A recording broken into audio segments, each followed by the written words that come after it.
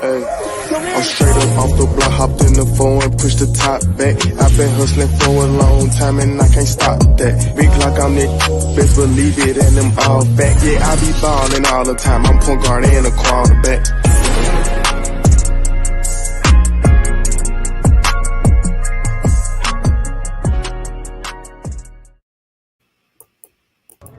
Shanig, man. Fuck with ASAP Sports Network, man.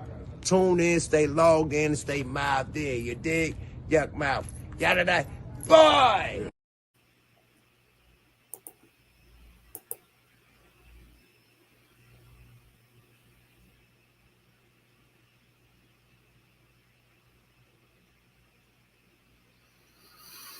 What is going on, everyone, and welcome back to another episode of the Sports Status Podcast, right here on the All Sports, All Plays Network and on the Sports and Culture Media. I am doing a different time than normal. Normally, it's at 10 p.m.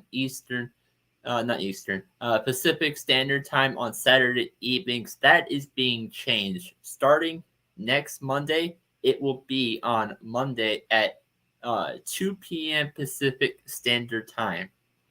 But I wasn't able to make it last Monday, so it actually will be right now. It's today at the time it's at. A lot of topics to get over. To start things off, National Lacrosse League, Colorado Mammoth. They actually, sorry, ignore the dogs out in the background. They actually, they tied the series up.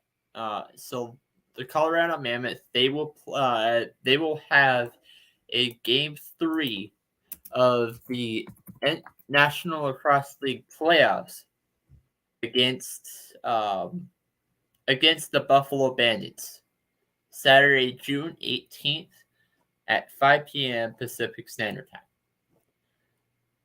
That's going to be an exciting game. Buffalo is the favorites to win this game.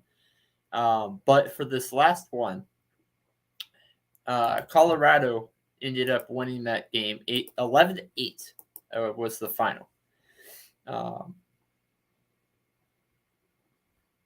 Basically, quarter one, just give a quick box score. The first quarter, there was only one goalie. A lot of defense played. Quarter two, Buffalo basically that's where Buffalo pretty much scored most of their points. They were able to score. Colorado was able to hold Buffalo in every quarter of that lacrosse game except for game 2. That one, Buffalo scored 6 goals. Quarter 3, Buffalo scored 1. And then quarter 4 was actually the opposite situation. Buffalo did score a goal, yes. But Colorado, that's where Colorado scored their most goals, and that was 5. So that the total of that would be 11-8 was the final.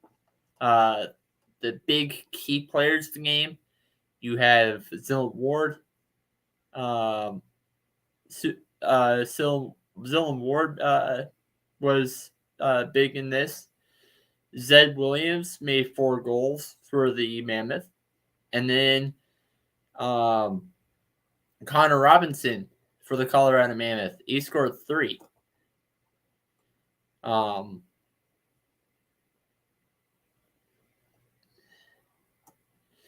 But the reason Dylan Lillard was mentioned is because he had 40 shot attempts, but all of them were blocked by the Buffalo Bandits. 40 shots. 40 shots. They were the goalie. He was the goalie for the whole time. 40 shots, but then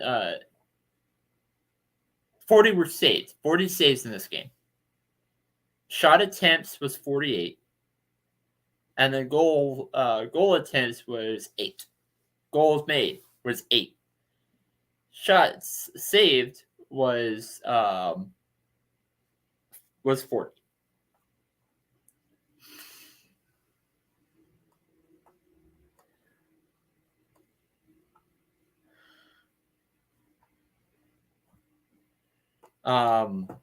Now, going for the Bandits side,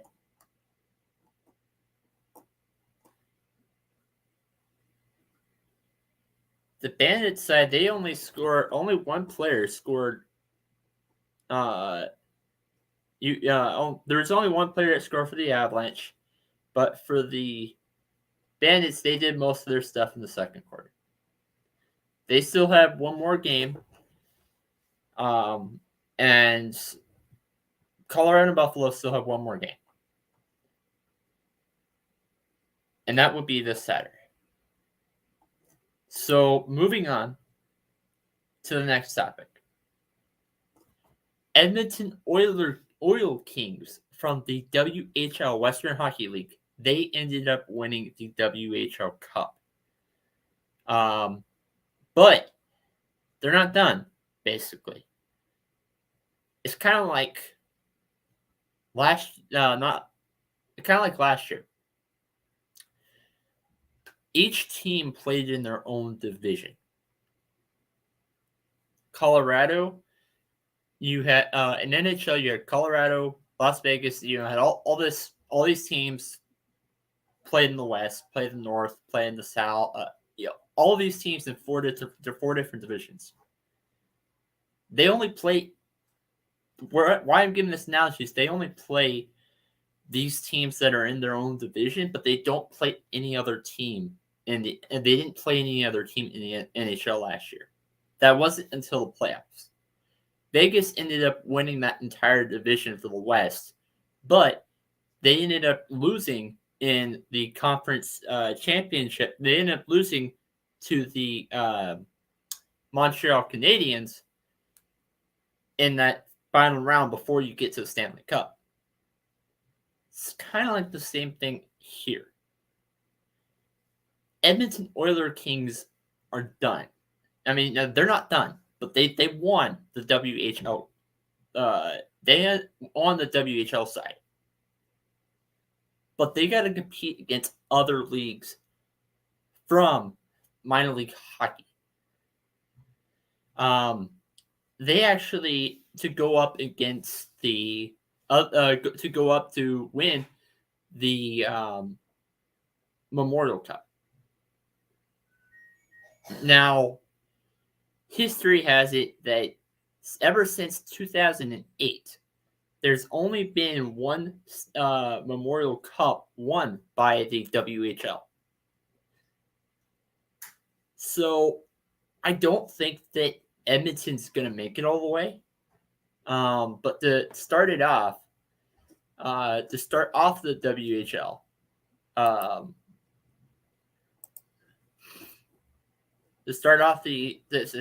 they actually play against.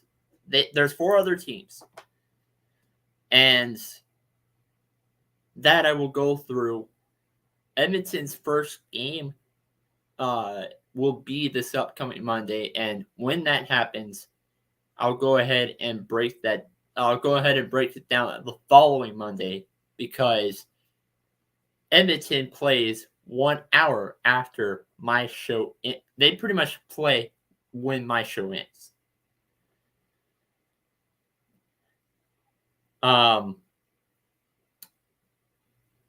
So moving on from the WHL and staying in that same sport of hockey, the National Hockey League.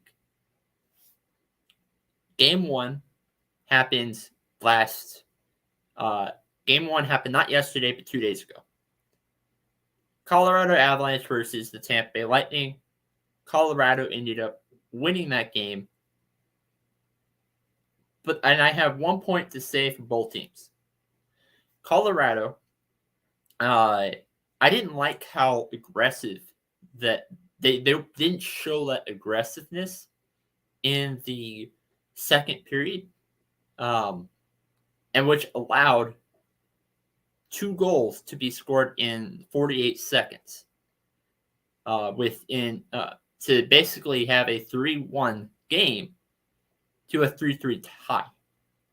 Now, eventually, no team scored in the third, so it was overtime, and Colorado ended up scoring a goal, which actually, believe it or not, is the first team in the Stanley Cup, first team in the NHL to beat the Lightning after having a tie at the end of the second period. So they're the first team to do that. But the aggressiveness needs to change. I think they're going to lose some games because they slowed down. And it's not the first time this happened. They show their aggressiveness in one period, but they're kind of shy away in the second or third. Or they wait until it's too late. And, I'm not saying they made it this far for a reason. But they're going to lose games.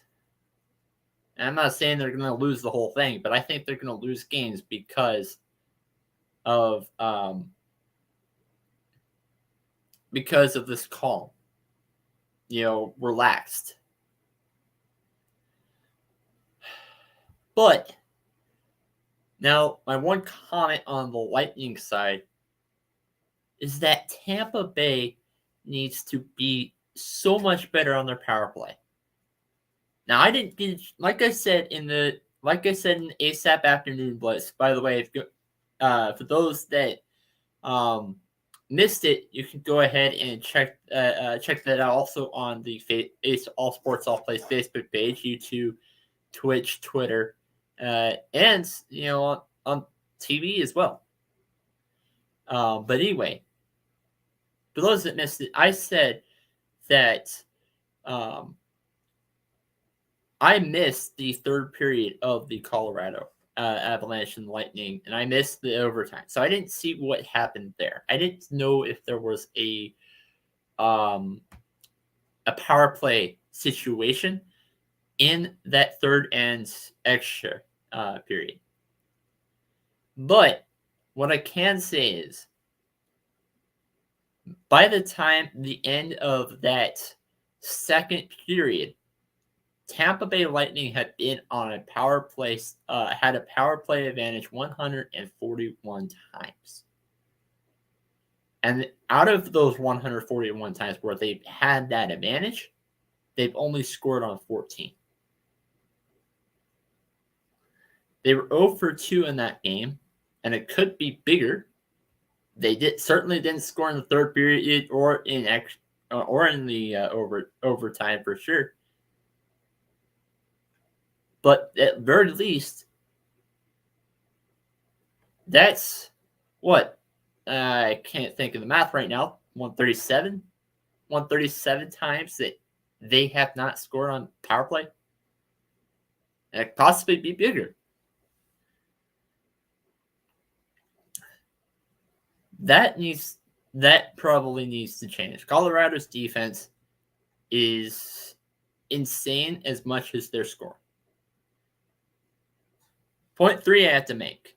And then done with hockey for tonight, and then I'll go ahead and play the ads and stuff again. Colorado has made more shots than Tampa Bay Lightning. And usually, if you have more shots on goal, now, it's not true every game. But usually, if you have more shots on goal, you're more likely to win a game. As simple as it. New York Rangers, obviously Game 1 and Game 2 was an exception. They ended up having less shots on goal, but the New York Rangers won Game 1 and Game 2 against the Lightning last series. But Games 3 through 7, Lightning had more shots on goal. 3 through 6, Lightning had more shots on goal. And they won. So it's not true every game.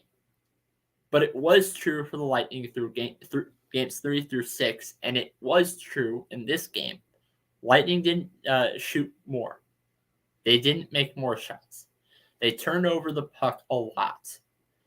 And they lost. They lost the game. So I'm going to go ahead and play our sponsor real quick from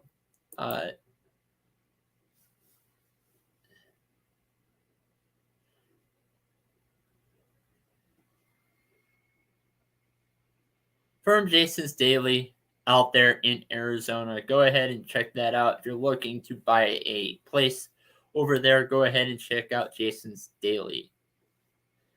Now, coming back to cover the rest of the show. Speaking of turning over the ball a lot, I said ball because moving into a different sport. But the Celtics force a lot of turnovers. Matter of fact,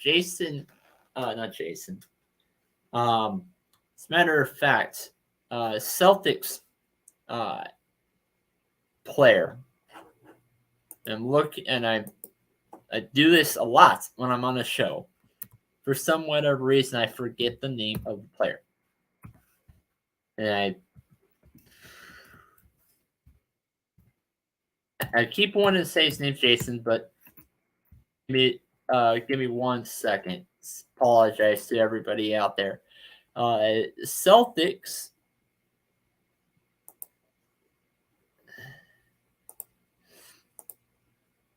It is Jason. Jason Tatum. Jason Tatum led the finals in the most number of turnovers, which is 100. Not finals. Playoffs with the most number of turnovers, which is 100. No other player had forced 100.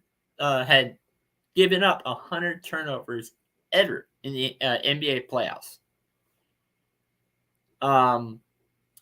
Marcus Smart really is not there. For those that are saying that Jason Tatum was a superstar, I think this series would show you that he's a star. He's good, but he's not really a superstar. They need to find somebody who can play. Well, they can play defense. That's not an issue. But they can need to find somebody who is a very good power forward and doesn't turn over the ball a lot. Maybe a guy like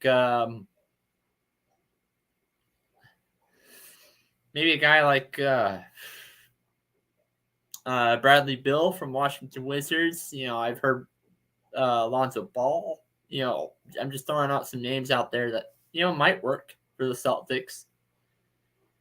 But they need to find somebody who does not play too much ISO, does not dribble the ball way too much, does not play too much low to the floor. And they just need to stop forcing turnovers. That's the main big lesson for these finals, is that they need to not concentrate way too hard. Now, I will give them some credit, though. First-year head coach, and he did a fantastic job. First year as a GM who was the head coach for the Boston Celtics in the past. Did a great job. But they need to make some more upgrades. As for the Warriors, a little concerned, not of this year. They did a great job. They won. Okay. But there are a couple role players that might want to leave.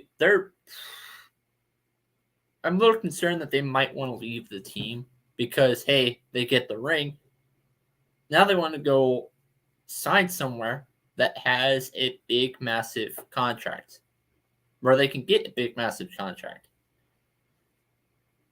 And to be 100% honest with you, there's two players that come to mind. Andrew Wiggins, I think he probably will stay, but more importantly, I think Jordan Poole.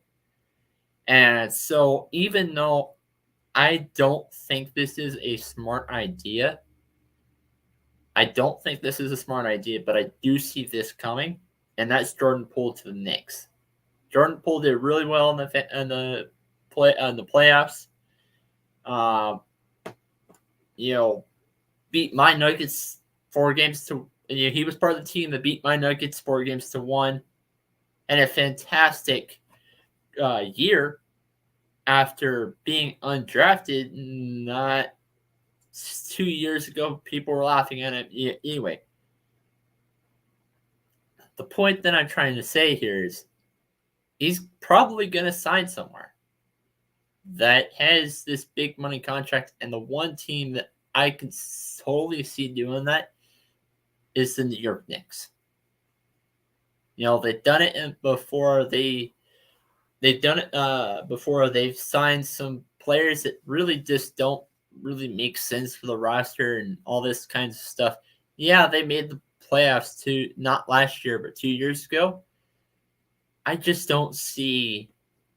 I see if he doesn't stay with the Warriors, I just see that being the team that he goes to.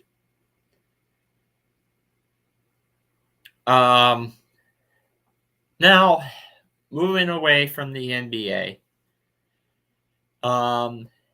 National Football League is probably where I'm going to spend most of the show on. I talk a lot about football. Football's my favorite sport to cover. I spent weeks after weeks after weeks after weeks after weeks covering NFL power rankings. I gave my number 9 to number 32, which actually I will pull that up in 1 second.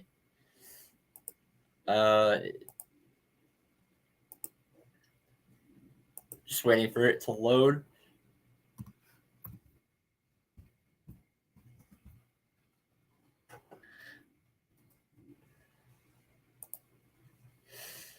But there is one thing that's happened recently that made me have a second opinion on how I think this is going to go. I'm going to pull this up just 1 second. Pull this up here on the big screen. Share screen. Window. Okay. So this is actually what I typed as my notes from last week. Chicago Bears, number 32. Houston Texans, number 31. Seattle Seahawks, number 30. 29, Atlanta Falcons. Carolina Panthers, 28. New York Giants, number 27. Number 26, Detroit Lions. Number 25, Jacksonville Jaguars. Number 24, New York Jets. Washington Commanders at number 23. And Pittsburgh Steelers, number 22. New England Patriots, number 21. Miami Dolphins, number 20. Arizona Cardinals, number 19. 18, Dallas Cowboys. 17, Las Vegas Raiders. 16, Vikings. 15, Broncos. Titans, 14. Cleveland Browns at 13. Indianapolis Colts at 12. Green Bay Packers at 11. Tampa Bay Buccaneers at 10. And New Orleans Saints at 9. For those that are curious but missed last Saturday's show, I really like where New Orleans is going. For the first time, Jameis Winston has not had a defensive-minded head coach as their head coach, as his head coach. He's not had one in college, and he's not had one in the NFL so far with Sean Payton and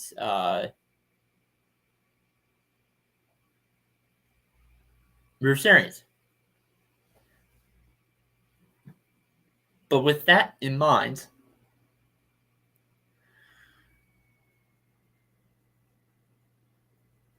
I think that this year is going to be focused mainly on the ground game. You look at New Orleans Saints wide receivers, Michael Thomas, Jarvis Landry, and then they ended up drafting the receiver. All those guys are slot guys, slot receivers.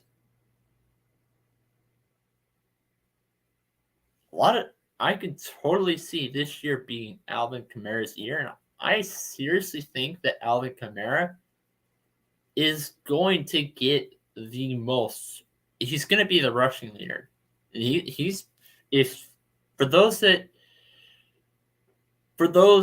are in fantasy, this is the guy to go as your number one pick. If you have the number one pick, pick this dude. If you have the number 2, 3, and the rest of the board, whatever it is, and Alvin Kamara is still there, pick this dude. He's going to get his rushes. And then your number 2, number 3, go with Derrick Henry and Jonathan Taylor. But anyway, those 3 guys are gonna get those yards for sure. Just don't think it's gonna be as much. Now,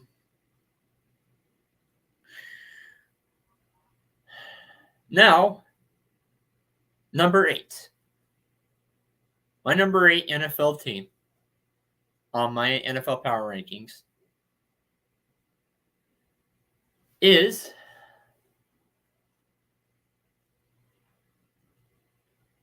I got to go with the Philadelphia Eagles.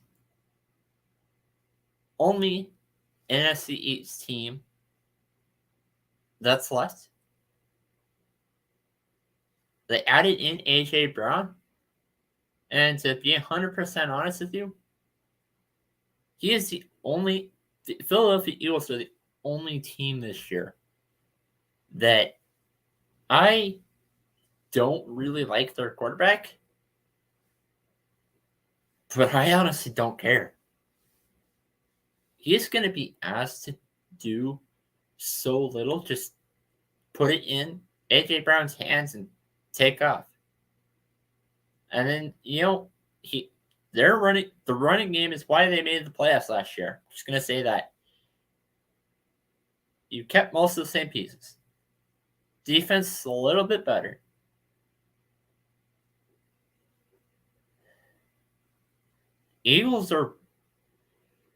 I think the Eagles are going to win the NFC East. And I don't even think it's close.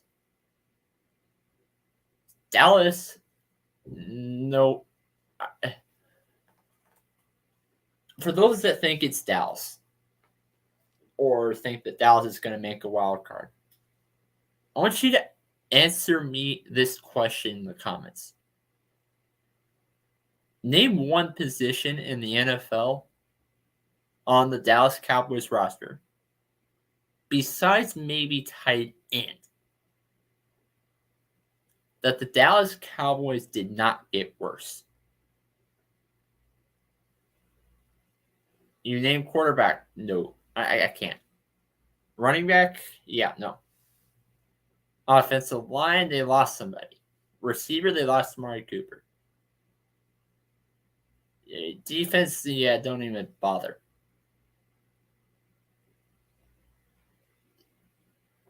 Dallas is, and I can seriously say that Dallas is closer to being last place in their division, closer to the New York Giants than they are to the Philadelphia Eagles, even though I have them finishing 7th.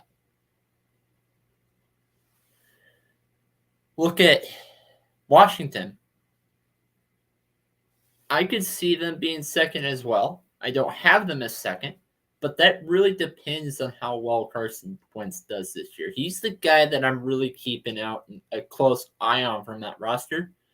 I want to see how well he does and if this guy is healthy enough to play all 17 games of the season. Maybe 18 if he makes the playoffs. He's the one guy I'm keeping a very, very close eye. And the New York Giants are, ugh. Yeah, that they're the New York Giants.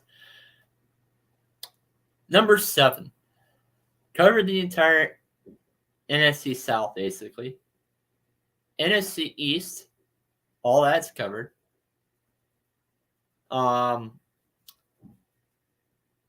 NFC East, and now that I think about this, I'm probably gonna put this team number 8. I'm actually gonna put this team number 8 and the Eagles number 7. And that's the Kansas City Chiefs. Every year, we ask the same question. We worry about the same ever since the Super Bowl happened, where they won 50 years after they won their first Super Bowl. Kansas City Chiefs, their defense has been an issue. They lost Tyreek Hill for their offense wide receiver, but they also lost Tyrann Mathieu. Former Houston Texan, now former Kansas City Chief, lost them to the New Orleans Saints.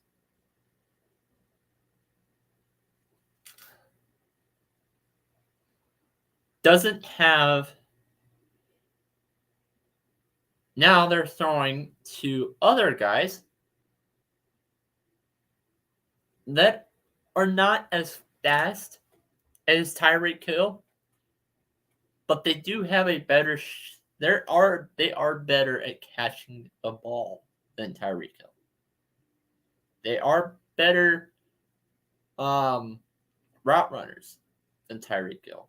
Now, I'm not saying that they're perfect at catching the ball, because they do drop the ball sometimes too, especially 2 years ago when Juju Smith-Schuster led the league in drop passes. I like their offense a little bit better, even though they did lose a guy with speed. Their defense, I have so many questions. I don't even know where to start. Patrick Mahomes will somehow find a way to probably win the AFC West, even though I don't think they're going to. Even though I don't think they're going to, I feel like Patrick Mahomes is going to find some way to make the Chiefs win the NFC West. Chiefs have a very, very tough competition this year. They play the NFC West. You look at you look at Matthew Stafford. You look at Kyler Murray. Who else from the NFC? Oh yeah, Tom Brady. AFC West plays Derek Carr. Derek Carr led Raiders. Justin Herbert led Chargers. Russell Wilson led Broncos. Who else? Oh yeah, Buffalo Bills led Josh Allen. Joe Burrow led Cincinnati Bengals. The competition that the Chiefs have to face against is so much worse than the rest of the AFC West. As a matter of fact, the only quarterback that might be mentioned in this list that plays another team in the AFC West, not named the Chiefs, is Lamar Jackson. Oh yeah, Watson too, maybe. That's another show.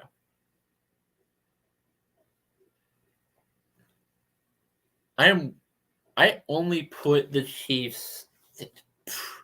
I was going to consider them. I was honestly going to consider them putting them as low as number 12.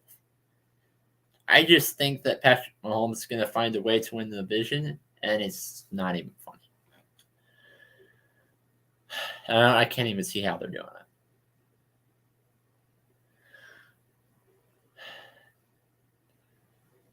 Number 6. Number 6. I'm actually going to write the rest of this down. Type the rest of this down. So number 7. Number 8, I mean.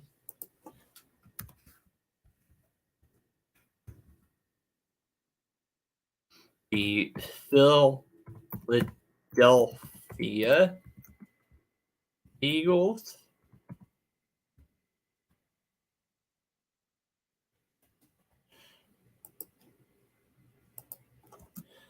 And then number 7 will be the Kansas City Chiefs.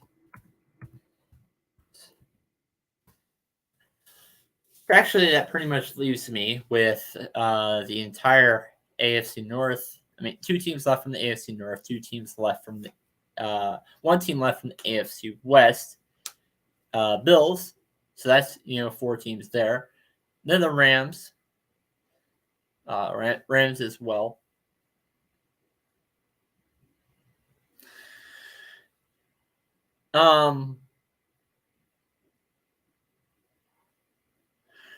I'm actually gonna go.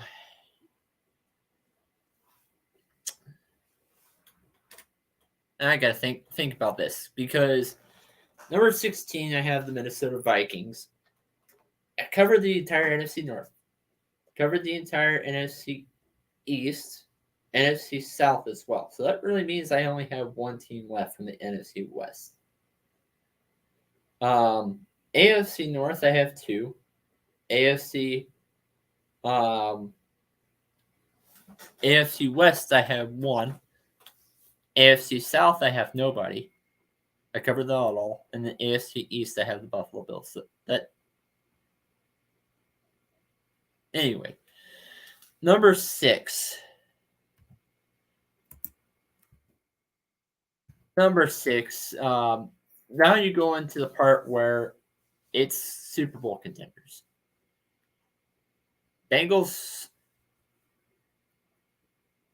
I'm going to go with the Cincinnati Bengals on this. Because, yes, they added some pieces. Yes, their offensive line got so much better. I get that. But I am worried about one particular thing. And I'm worried about 2 things, actually. Which is going to hurt one NFL team. It's also going to hurt 2 teams. There's rumor going on that the Cincinnati Bengals are going to go for Odell Beckham Jr. That's going to hurt the Rams.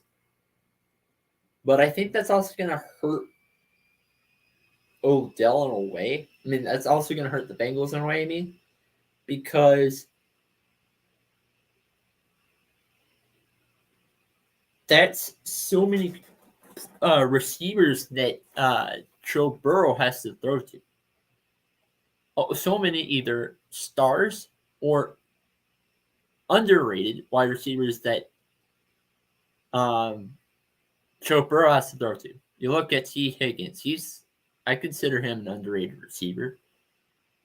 Tyler Boyd. He's probably going to be a breakout player if Odell Beckham Jr. doesn't go there. I can see Tyler Boyd being a breakout player this year. Maybe not at the beginning, but I'll explain why.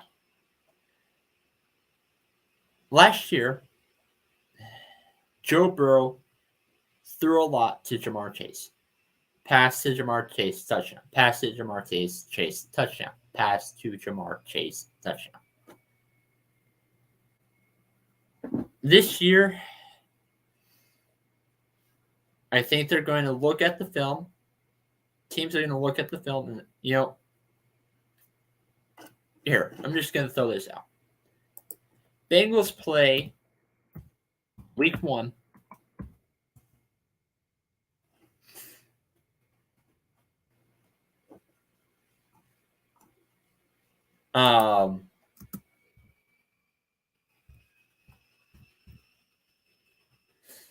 Week 1, the Cincinnati Bengals, they play the Pittsburgh Steelers.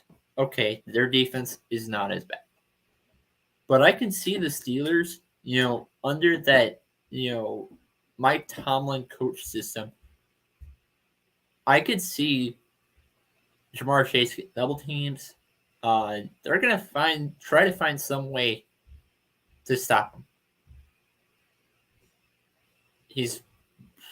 So as time goes on, I don't think he's going to get as many touches as he did last year, which is why I see Tyler Boyd get more and more.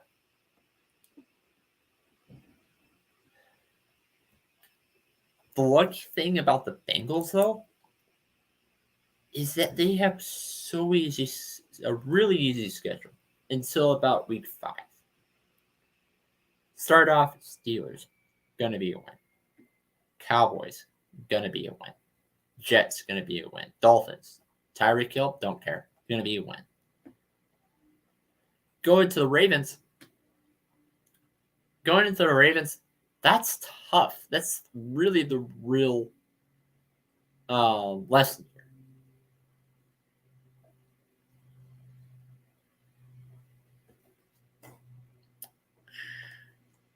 I think that's really where they get their first loss. But I'll talk more about it when I break down the AFC North.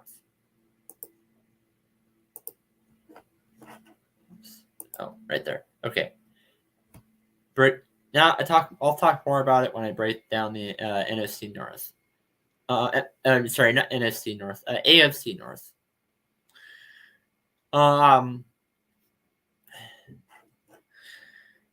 Number five. Number 5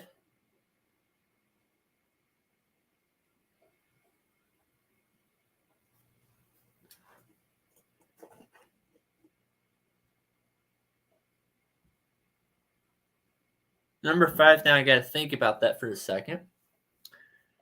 You have the Ravens still. You have the Chargers still. You have the Rams, and you have the Bills. Then I'm forgetting a team, and I can't remember what it was. NFC South is completely covered. NFC East is completely covered. NFC West minus the Rams is completely covered. And NFC North is completely covered. AFC South completely covered. East almost. You got the Bills. And then North Ravens. That's 4. I must have miscounted, but I'm not sure where.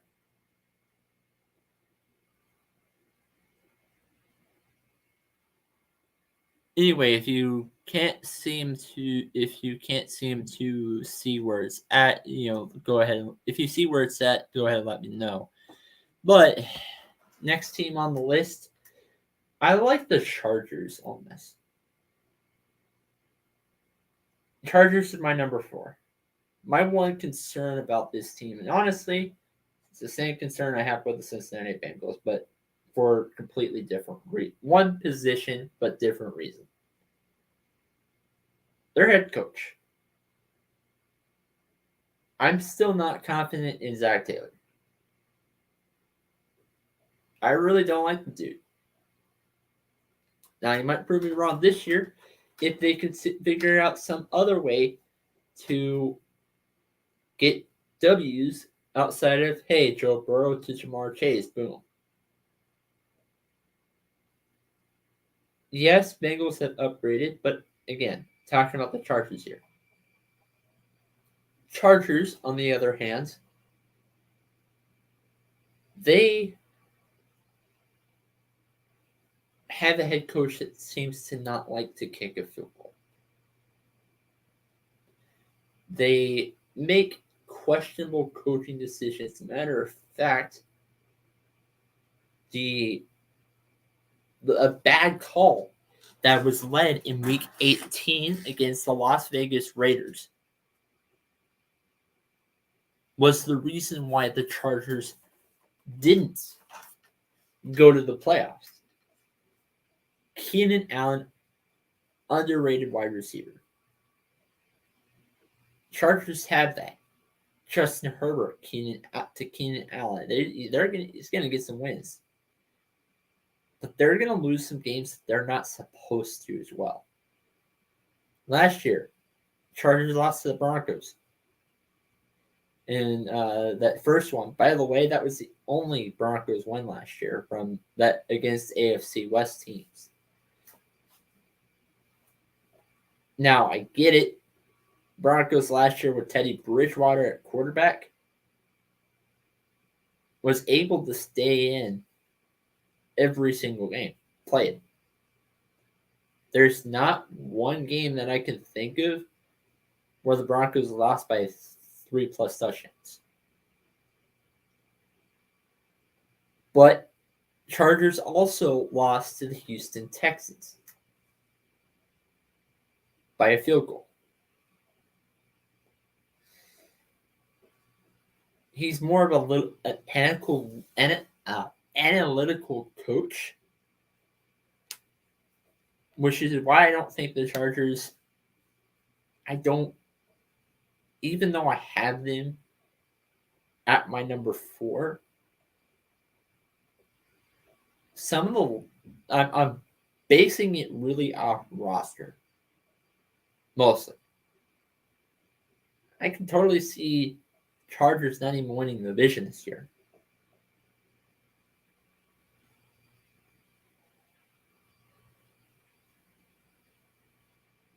All right, so that is my number 6. And then my number 5, I already said that, so I'm actually going to type it in here.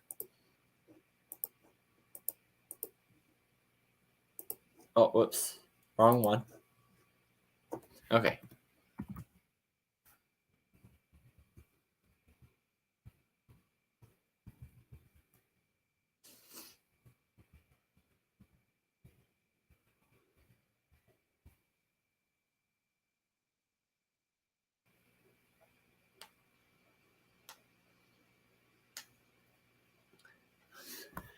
All right, my number 4.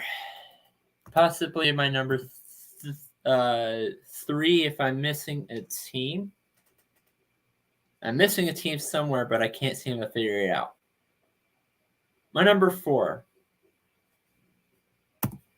My number 4 is also from the NFC North. And that's the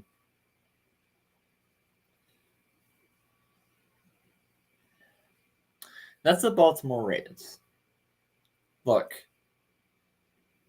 I'm not putting all that faith in Lamar.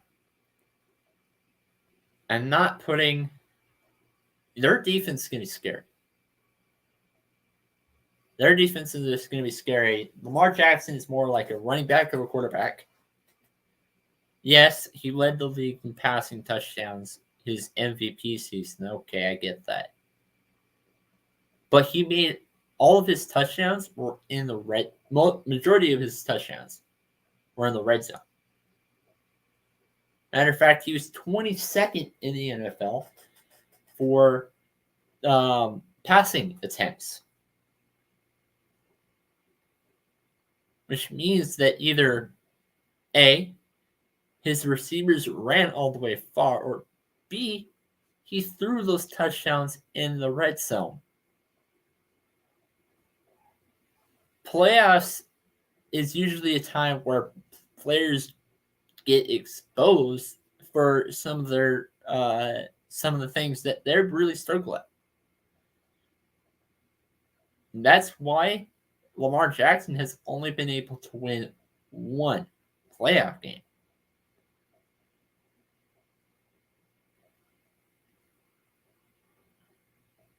Now, even though I have this team as my number 4,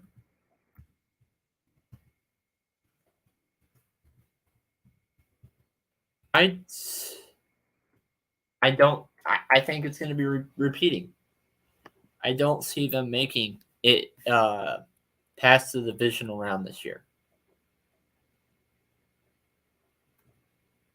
Then here goes my number 3, and that's the Los Angeles Rams. They won the Super Bowl. And yes, I'm basing this off of speculation. But they lost Von Miller as well.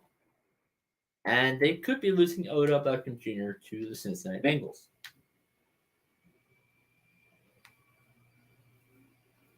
They could, in fact, if they lose Odell Beckham Jr.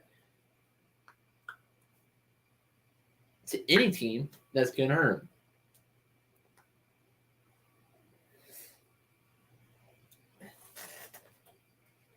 They lost some key pieces, but the whole reason why I'm putting this team at number 3 instead of number 2 is because of Von Miller. I'm gonna go ahead and give a quick give the whole quick sponsor thing, because I'm gonna go ahead and look at this and see, am I really missing a team, or did I just count this wrong?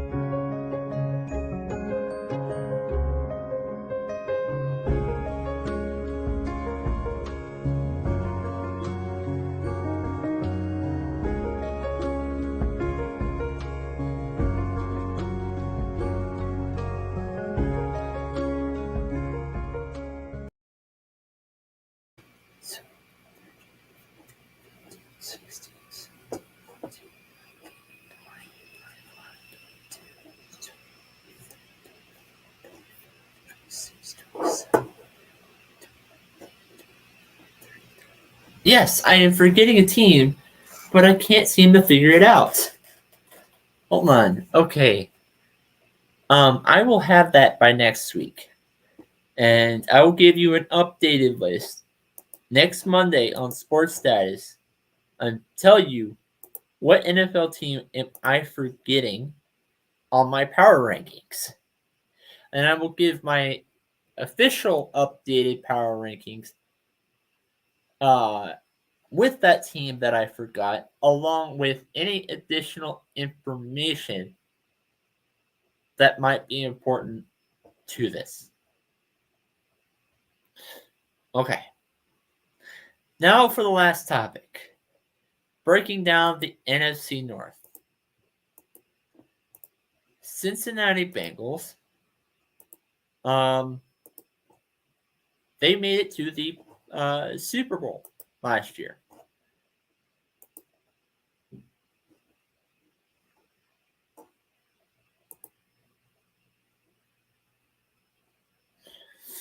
You know, ignore the preseason for a little bit, but that is going to tell us a little bit more information about certain players. And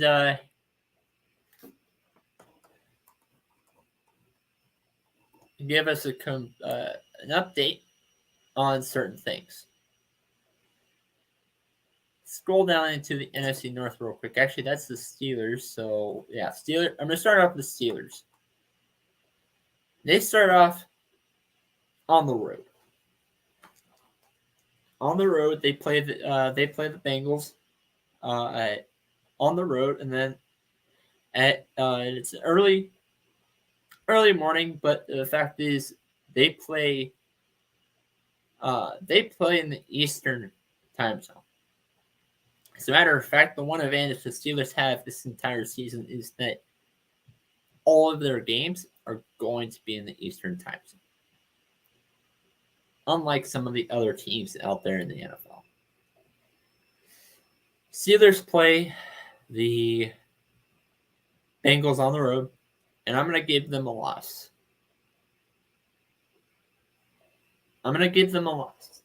But I can totally see there be some teams out there that Mike Tomlin wins, because even though that they're not supposed to, because how great of a coach he is. literally the Steelers' best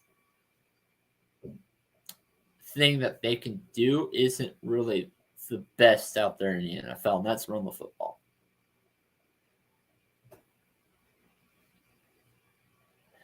Then they have a home game against the Patriots. I'm going to give them W. So they're actually, my projected record for them would be 1-1. Play the Browns. Browns have a lot of complications, a lot of questions. That really is something that I could be going back and forth on.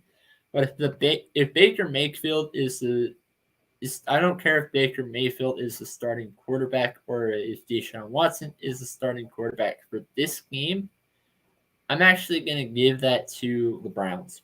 And I say that because they do have Baker does have some help on the receiving core this year, even though Browns did lose some Jarvis Landry.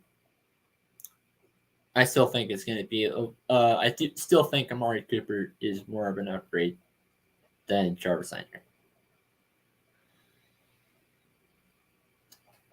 Then Steelers play the Jets. That's going to be a win.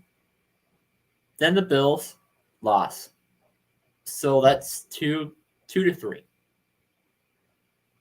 Bucks lost easily. That's 2-4.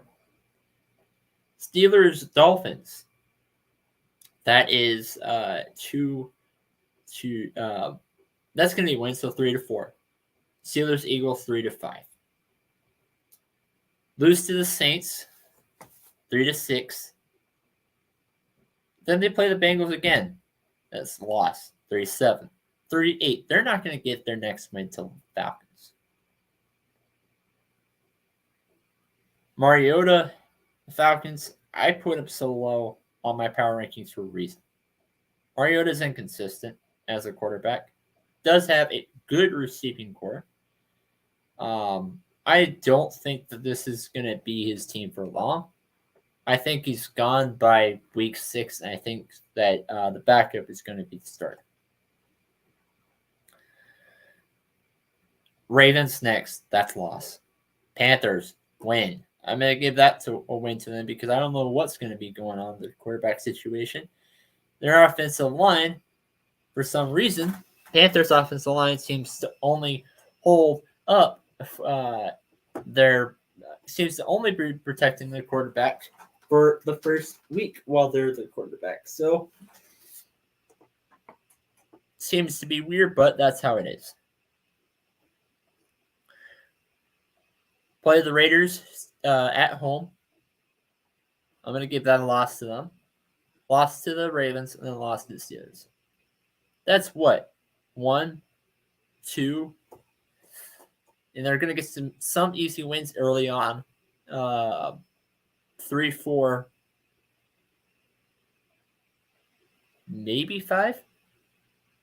Yeah, 5 wins is really what I see this team. Looking at their schedule, this is what I see this team being.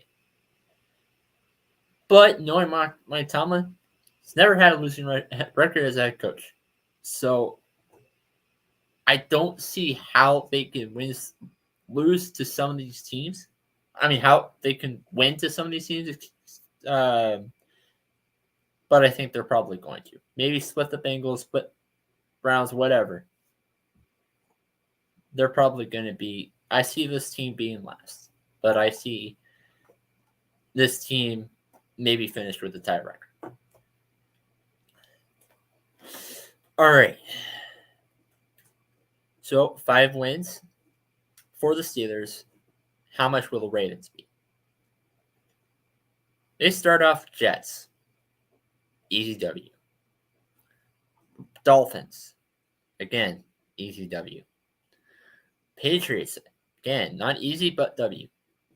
Bills, that's their first loss. 3-1. Not bad.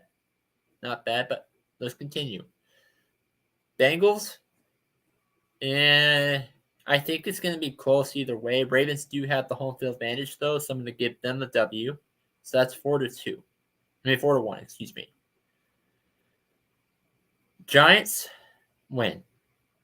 Browns, win. Buccaneers, I'm going to give them a loss. Saints. No, Bucks. I like their defense actually. They added in Keem Hicks from the Bears. Same with the Ravens. I think this game right here, the Bucks versus Ravens, will be a very low scoring game. By the way, it's also prime time. It's Sunday Night Football. So it's going to be a very good defensive game. You're going to probably see maybe 10-3, 7-0, something like that. I'm still going to give this to the Ravens, though, because I like their offense just a little bit better. So I'll go ahead and give that to them. Then the Saints. I'm actually going to give that one a loss. So they pick up their second loss. Okay. Panthers win. Jaguars, Broncos. It's going to be a good game. But that's going to be a win for the Ravens. Steelers win. Ravens win. Ravens versus Browns. Browns home field advantage. But doesn't matter. Ravens get the W. Falcons versus at Ravens. Ravens get the W. Ravens get the W against Steelers. Ravens will lose against the Bengals, get 3 losses. That's where I see this team going. Ravens have such an easy schedule. There's some games I can see going either way. The lowest I can see this team going is they split one with the Browns and they lose one to the Buccaneers. So maybe 5 losses at worst. Unless if you repeat what happened last year and knock on wood, people go down. Regular season, you have the Browns. Really don't know what's going to be going on with this Browns team. Is Watson going to play? Is Baker Mayfield going to play? Some of these are kind of obvious that I think Browns will win. Doesn't matter the quarterback. Week 1 is not one of those. I'm only going to say that because of, a statistical stat. But I'm going to give my gut on this one. I think the Browns will win. And the statistical stat I'm talking about, Browns have not won a Week 1 game since 2004. So Browns have an easy game. And this picked up I think they're going to pick up the W. But I'm concerned. Browns play the Jets. That's going to be a W. So they start off really easy. 2-0. Then the Steelers. 3-0. Browns play the Falcons. 4-0. Then the Chargers, they get their first loss. Patriots. They're going to win. 2 losses there. 3. So at once they started off 4-0, but they ended up losing 3 out of their 4 games after that. Play the Dolphins. That's going to be easy W. Browns play the Bills. I'm going to give the Bills that one. So that's their 5th loss. Play Week 12. Browns play the Buccaneers. Give that to the Buccaneers. Browns play the Texans. I'm going to give that to Texans. Give the last one to the Browns because of their defense. I like that a little bit better. Then the Bengals. Browns play the Bengals. I'm going to give that to Cincinnati. Ravens at Browns. Give that to Baltimore.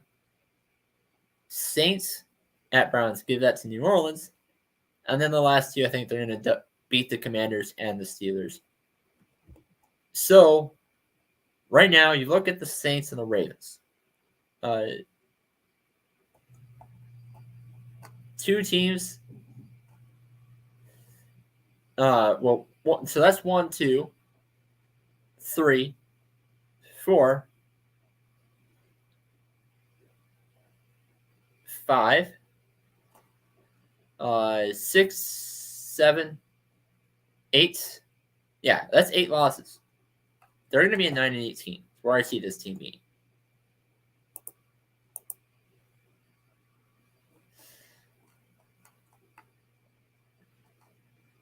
All right.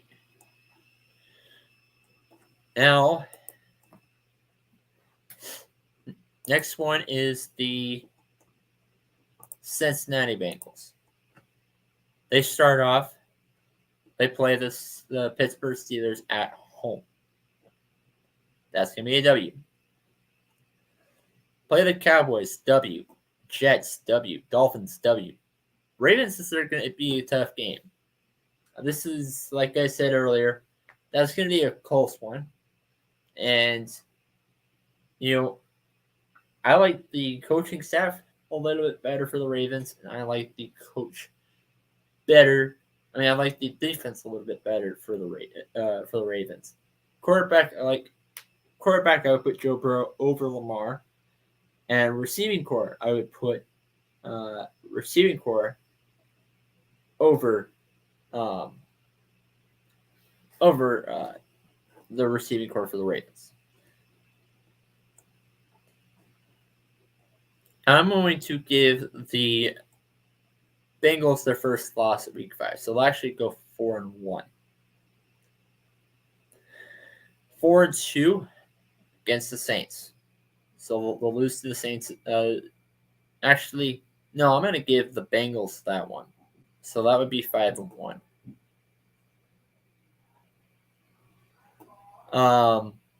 Bengals play against the Falcons. That's going to be an easy win. Browns, easy win. Panthers, easy win. Then they have a bye. Bengals play the Steelers. Steelers is the home team. That's going to be easy W. Then Titans, easy W. Chiefs. Chiefs are going to be a little... they're going to have a little bit of revenge, sort of. They're going to try... they're going to play a little bit of a better game, but I still think it's going to be a loss. Browns play the Bengals.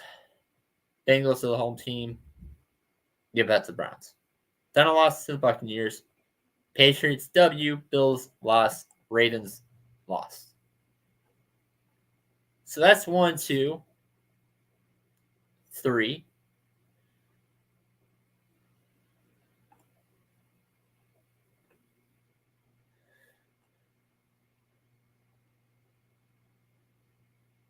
4. That's 4 losses. And that's not as many as the Baltimore Ravens, but it is a little bit more than the Browns and the Cincinnati Bengals. Now, we don't have any comments in here right now. That's okay. If you have any questions, comments, concerns, you can email me at sportsstatuspodcast@gmail.com. I'll go ahead and put it in the comments. sportsstatuspodcast@gmail.com. Also, you can find this show on YouTube, Twitch, Twitter, both on the All Sports All Plays Network and the Sports Status Podcast. Also find this show on the All Sports All Plays Network Facebook page as well. And the Sports and Culture Media. So that's a lot of places that you can find this show on.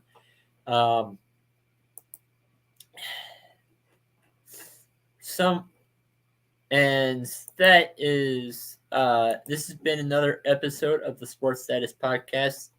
Your host, Nate the Great, signing out. See you guys next week.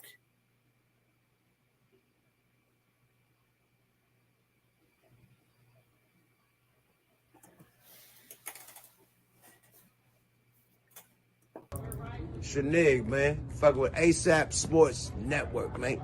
Tune in, stay logged in, stay mouthed in. You dig? Yuck mouth. Yada da. Boy!